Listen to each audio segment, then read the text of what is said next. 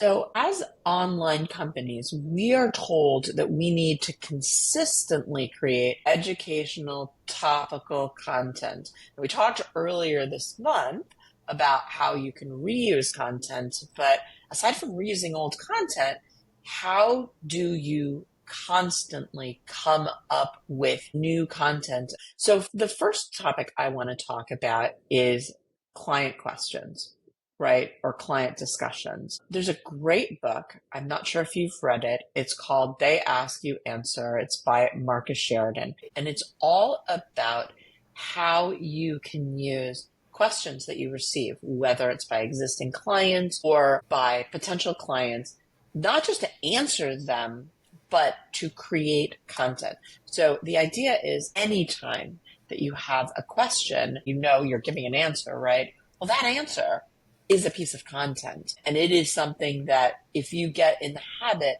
of recording that, you have sort of this endless fount of content. I mean, think about the kinds of things that somebody might ask.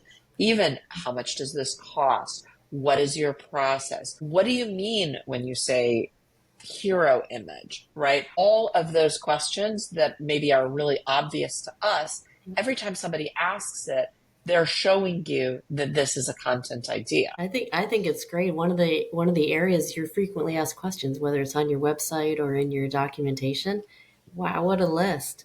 A list of content that you can reuse. Yeah, and it's amazing. And once you really have to sort of start building up your muscle memory around thinking about that, around thinking about every time somebody asks something, making sure, recording what it is. But one of the beauties of that system is for some of those questions, the things that they ask, it's going to be asked again. And one great thing about this approach is, once somebody has asked you a question, not every question is something that someone's going to ask again, but often it is, right? Often these are questions that you are going to get on a regular basis. Now imagine the world where when somebody sends you an email as a follow-up, hey, it was great chatting with you. Can you tell me a little bit more about your approach to XYZ? Now imagine you actually have a blog that you had written previously because somebody else had asked that question, and you say, oh, it's so interesting that you ask that. Let me share with you a blog that I wrote about this topic where I delve right into that. Now, listen to how heard this client must feel because they know that you are an expert. You have written about this. You have expressed this. It really is, I think, something that makes you feel good about the recipient. And by the way, I'm going to tell Lisa, I'll tell you a little bit of a secret, and I will tell that, don't tell the audience and everybody else.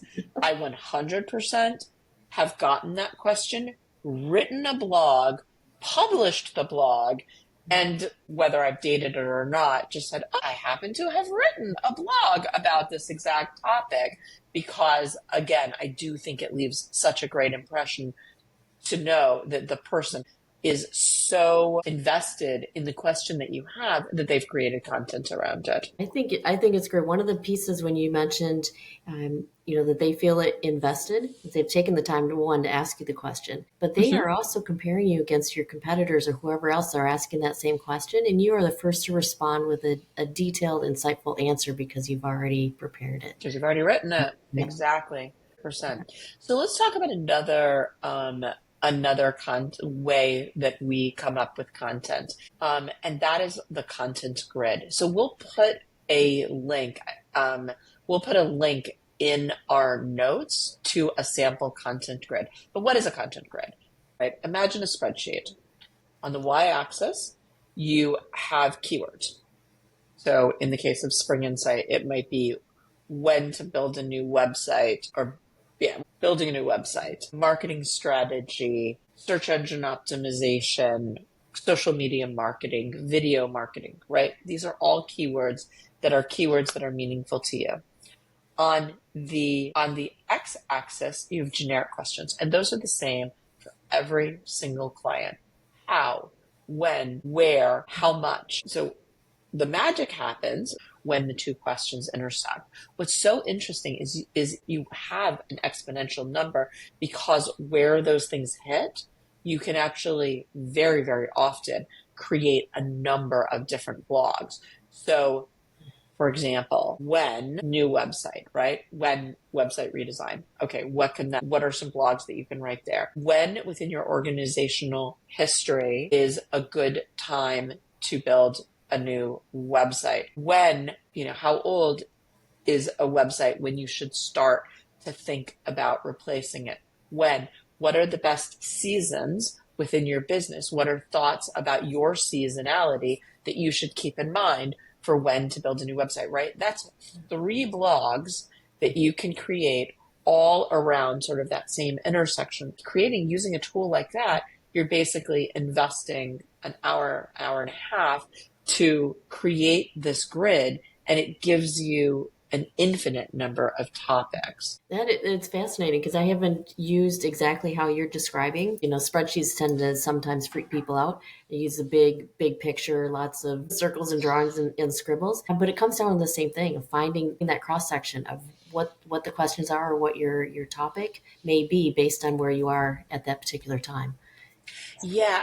What the content grid does is it sort of creates this nifty little trick that it's always in your back pocket. So you can visit it when perhaps you're not feeling quite as original. And it's just a neat tool.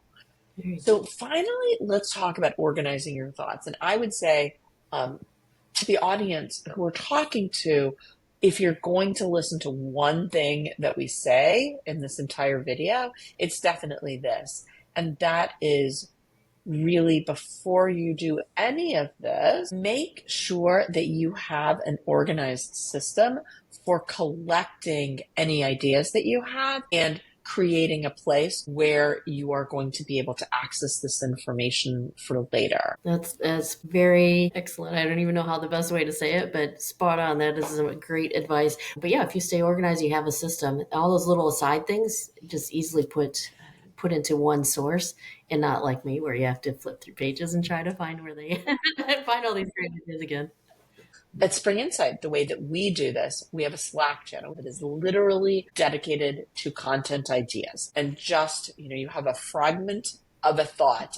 You just put it on there, and then we are super nifty. So we have created an automation that then puts it into our Airtable. Really, it's just creating some sort of system where you have this information and you have it in a way that you're able to access it and then create content using it, right? Well, thank you so much, Lisa, for chatting with me today. And for everybody who has joined us, thank you so much. If you have enjoyed it, please, I hope you'll subscribe. I hope you'll like the video. Tell us how you create content. But if content creation isn't your thing and you're listening to this and you're like, I just don't want to do this, that's what we do. We would love to chat with you about the work that we do. Go to our website, springinsight.com, springinsight.com, and sign up for a consultation. And we can chat about how we can take this off your hands, make it all that much more easier.